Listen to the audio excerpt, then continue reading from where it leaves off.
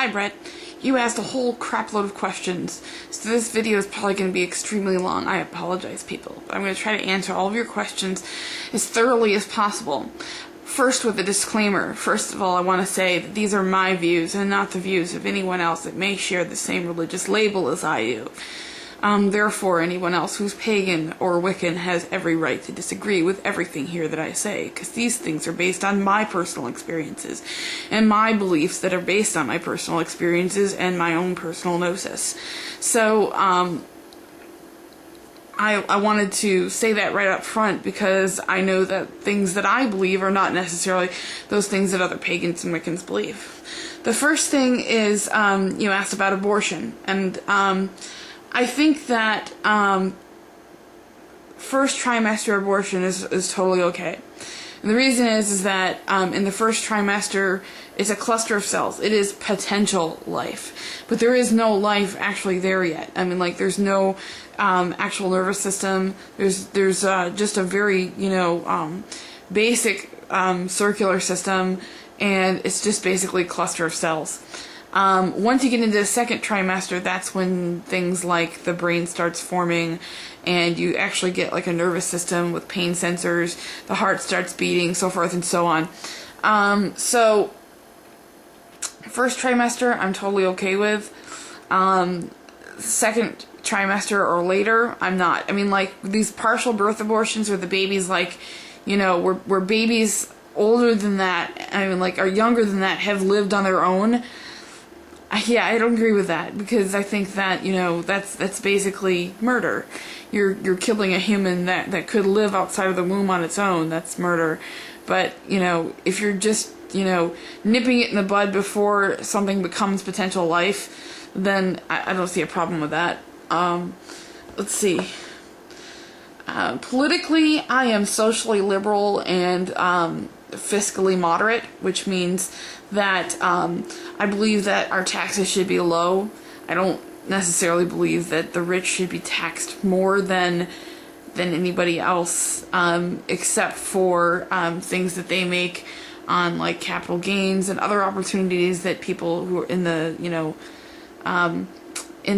middle classes don't have the opportunity to make money on, and those things should be taxed higher, which is basically what the tax system is, But I don't believe that all this money that we're throwing at corporations, I consider it there's really screwing up our economy. It's going to make things worse in the long run. And I think that one of the things about economics is that it really does mirror nature and how nature works. It's survival of the fittest. And I disagree with people meddling with nature to prolong the life of a species that was, supposed to die off. If a species of, panda bear is about to die off, let it die. Don't try to prolong the species by, injecting sperm into things. I mean, that's not a natural species, and I think that nature takes care of itself. And I also think that the economic system takes care of itself, because it's also governed by that same, process, only socially instead of naturally.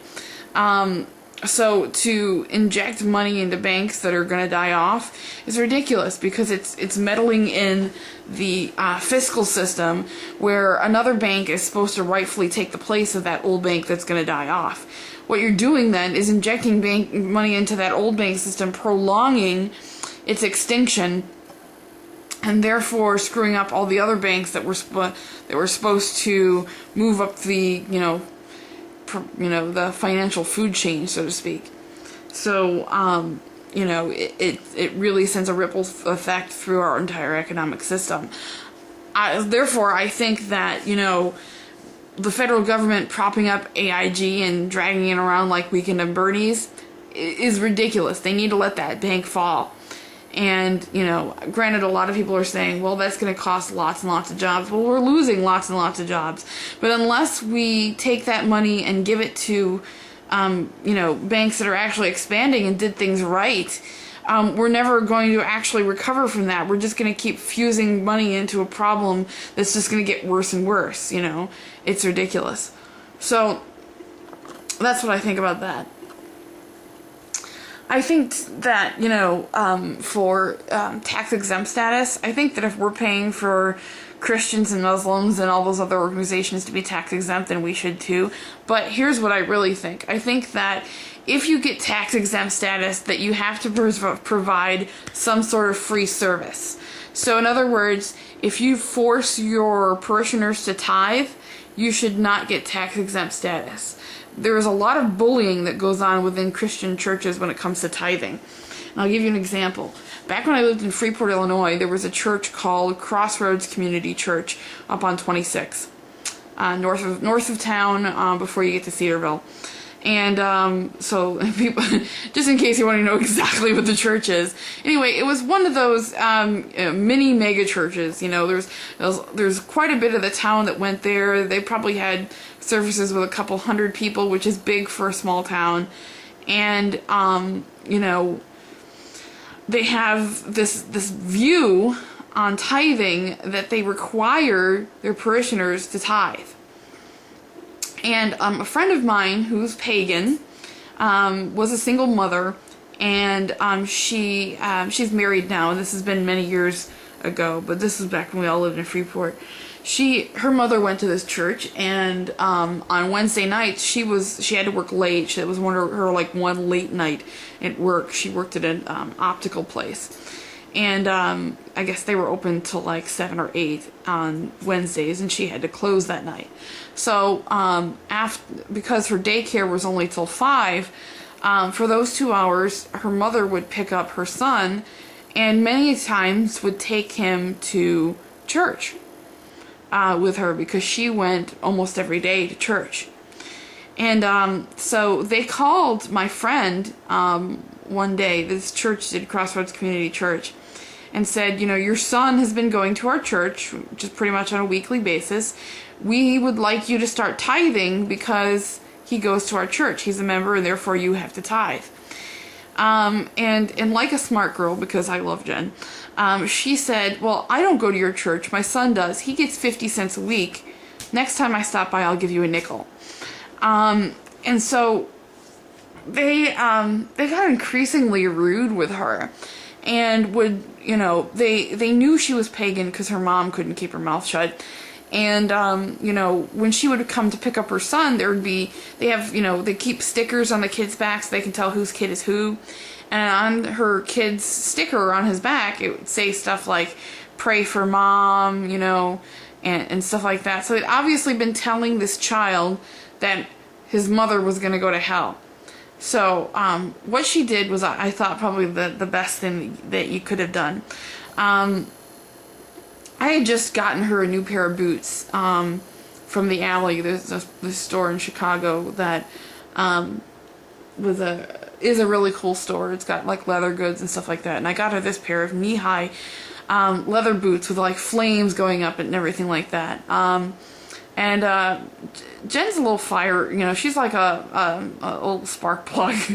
She's got like bright red hair. She probably weighs about 90 pounds. And so she wore those boots and like fishnet stockings and the black leather mini skirt and this shirt that I also got her at the Alley that's got fire flames up it, and it just says sinner. And so she decided that Wednesday night she was going to change out of her work clothes and put on that outfit and come in and pick up her son in that outfit. Well, after that, they had asked her mom not to bring her son back there. So I thought that was interesting. Anyway, that's a little segue, I realize, and I took up a lot of time, but it's still a funny story. I don't think that if a church isn't providing any free services, that they shouldn't get tax-exempt status. Tax-exempt status is for charities. So if they're not providing free spiritual services, and they're not doing any charity work, then they shouldn't get any tax-exempt status. They need to maintain that. And I think, you can do that in many different ways. Get people to volunteer for Meals on Wheels, start a literacy program, start a recycling program, green living. However it is that you do that, you should do that. And I also think you shouldn't force your members to pay to go there. Let's see. You asked about homosexuality. Well, Wiccans understand nature as being divided into kind of like a polarization thing, where there is masculine and feminine forces, receptive and projective energy. And so therefore, we have receptive and projective energy, or masculine and feminine energy, within us. And therefore, those people who might have a physical outer gender of one type, but an inner feeling that makes them, attracted to the same gender, that's totally okay, because we understand that gender on the outside is not necessarily how you feel on the inside, that those things are different. And, you might have an inclination to be attracted to both sexes for that same reason. And so therefore, because marriage is a social and an economical institution before it ever was a religious institution, we can see that because there's plenty of atheists that are married, like yourself. Then I don't see why there's any logical reason why gays shouldn't be married. And for that matter, why polygamy shouldn't be allowed. I mean, I think any consenting adult should be allowed to do what they want. And I leave that as consenting adults, which means, you can't marry animals, you can't marry, people who can't consent. I think other than that, I don't see a problem with it, The other, restriction that I would put on that would be incest, because obviously, especially with male and female, if there was a child product from that relationship, there would be, lots of ramifications for, genetics and possible defects and so forth and so on. Let's see. I think that for people who use their own religious fear to denounce gay marriage, saying that it would hurt marriage, it's absolutely ridiculous. It would actually benefit all of society. Because you think about it, marriage has financial benefits, it's got, and it's got stability benefits. People are more likely to be mentally healthy if they're married, and also to be socially healthy. So, yeah, I see it as nothing but a benefit. Let's see. As for, how I feel about atheists, I don't judge people by their worldview. I'm married to an atheist, so obviously I'm okay with atheists. But, I think that anybody who can come up with a rational explanation for, their worldview is fine with me. I think that most atheists are perfectly rational people. But just the same, I see many atheists getting caught up in the same proselytization and exclusivism as many Christians do, and that bothers me. And it's not just the atheists. There's assholes in every religion. But what I'm talking about is that there's organizations of atheists out there that are spending money on doing things like putting ads on the side of buses that promote atheism. I don't see that as any better than a Christian doing the same thing, and I don't think it's right on either case. If you are not comfortable enough in your own worldview that think you need to spread it to other people to feel comfortable about yourself, then that's a problem. I don't see any logical or rational reason why people would need to push atheism just like people wouldn't need to push Christianity. It should be a personal decision. And so therefore I have a problem with that. And if, I understand that, they want to have equal rights and everything like that, and they think that if there's more atheists that they'll do that. But why not just, instead of going about it the roundabout way, take that money and actually start lobbying for equal rights? That's what the Wiccans are doing. And they've actually won some suits recently. Look at in 2007, we finally got, Wiccan pentacles on gravestones. And that was a big deal to us. And we're still fighting for other things, when it comes to chaplains and stuff like that. But you don't see Wiccans putting ads on buses telling other people to be Wiccan.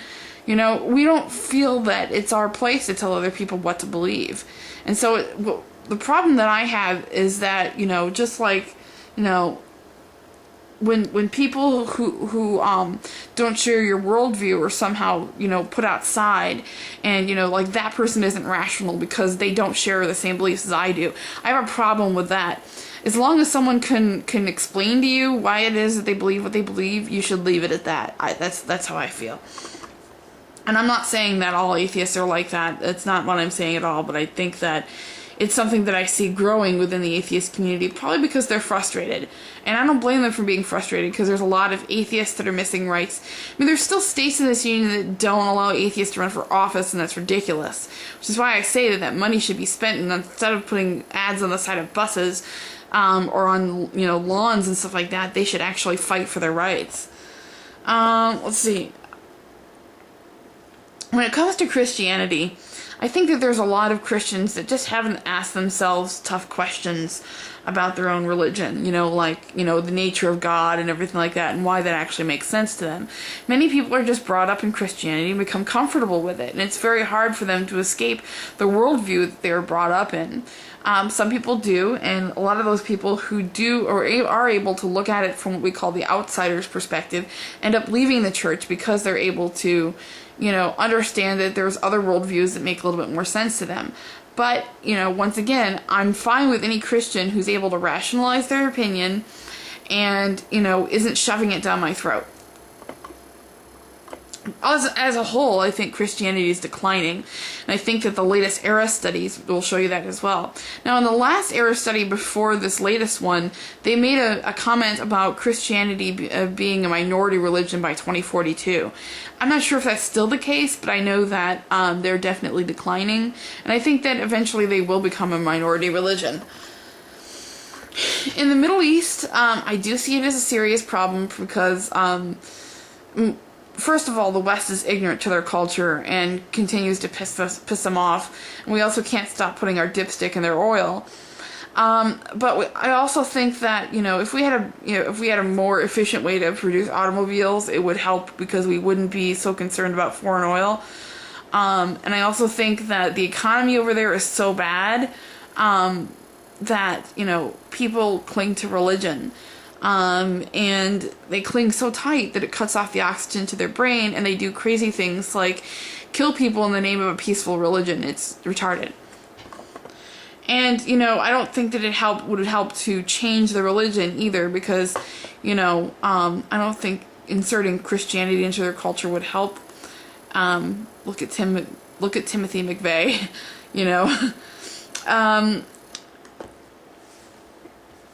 When it comes to your worldviews and how you and I can relate to each other, I think that you and I share a lot of the same worldviews, and I think that we hold each other to this idea of rationalization, and I don't think that's a bad thing. I also think that you don't like being compared to other atheists, just like I don't like being compared to other pagans, which is also something else we have in common. Now, you asked, what is a soul? I don't know. I don't think I can answer that question. I don't think anybody can answer that question. I don't think it's a question to be answered. It's something to be speculated, to be philosophized about. Does a soul actually exist? I don't know. When it comes to worldviews or beliefs don't have to be set in stone, nor should they be. They're speculations. They're sometimes just momentous speculations that may pass. One of the things about Wicca is that I don't need to stick to these, doctrinal ideas of what is a soul and so forth and so on. If I had to guess, I'd say that, soul is your own personal pattern of consciousness, and that, you can kind of sense the soul when, for example, you're in a room and you've got your back to the door and somebody walks in the room. You don't know what it is, but you can sense them, and you turn around and you're like, oh, I knew it was you. I could feel that person, I think that those type of connections are there. I think I've seen it in different ways, and that could be evidence of some sort of soul or something like that, but it doesn't mean that it, that's what it is. It just means that that's evidence, that someone could speculate to that. So I believe in ghosts. Yes, I do. I think I've probably answered this before. The reason I believe in ghosts is because I've seen ghosts.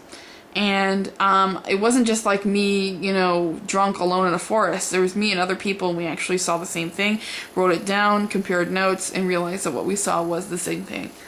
And these are people from different religious backgrounds too. My husband is an atheist, but he believes in ghosts, and he also practices magic and believes in tarot cards and everything like that. He just doesn't believe in any gods. So he's kind of like an atheist pagan.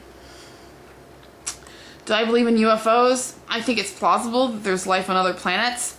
But I've never seen a UFO, so I think philosophically it makes sense, but I can't say for sure. I don't know if we reincarnate. I think that energy has to go somewhere after we die. Ghosts are a possibility for this answer, but I don't know for sure. These are things that no one should be able to describe. They can only be speculated on to evidence, and I don't have enough evidence to make an example, to make any kind of opinion on it. I think that because of my experiences of ghosts, there very well could be some sort of afterlife. But it'd be hard to speculate as to what the specifics would be. I haven't seen it. And, you said, why should you care? You absolutely shouldn't. If you're so miserable in your own life that you need to think only about the next one, then you should change your life to make yourself happy. Because it's about self-empowerment and using our own natural abilities to take charge of our lives. Some people believe that we have to have more abilities than that we have more abilities than others, but I leave it at the fact that I've seen enough to keep me speculating to try to improve myself with my own, using the techniques that I've been using. If they stop working for me, I'll stop doing it, but so far that hasn't happened. So far I've seen lots of results.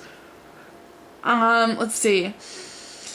Do I think that institutions like Christianity should crumble? Here's a recent example, okay? Catholicism. I think that instead of people telling other people what to believe, I think that people should personally just make up that decision for themselves. I think that the institutions of religion should crumble, but religion itself will, you can't obliterate that from society, because people are always going to have worldviews that differ from one another, and therefore that's where you get religion from. But I think that, for example, like Pope Benedict going to Africa and telling them not to use condoms, that's fucking ridiculous. And I think that, people dictating to each other what they should believe is wrong. I think that belief should be a personal choice, and it should be something that you should personally be able to rationalize without saying, go talk to my priest or something like that. So, yeah, I think religion can exist if people think for themselves. It's when holy men's clerics and stuff like that tell them to do harmful or illogical things that's the problem. Damn, that's a long video. 22 minutes? Okay. Let me know if there's anything else.